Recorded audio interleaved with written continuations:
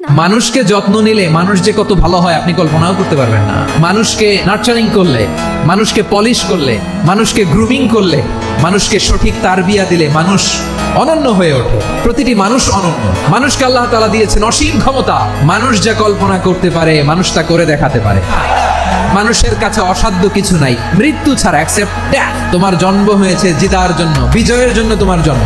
মানুষের শুরুটাই হয় বিজয় দিয়ে। ওই 20 কোটি শুক্রাণুর প্রতিযোগিতায় সবাইরে পেছনে ফেলে সেদিন আমি সফল হয়েছিলাম, সেদিন আমি বিজয়ী হয়েছিলাম, সেদিন আমি এত ছোট ছিলাম মাইক্রোস্কোপ দিয়েও আমার অস্তিত্ব টের পাওয়া যায় না। ওই কম্পিটিশনে যখন আমারে কেউ হারাতে পারে নাই, আল্লাহর জমিনেও আমারে কেউ হারাতে পারে না।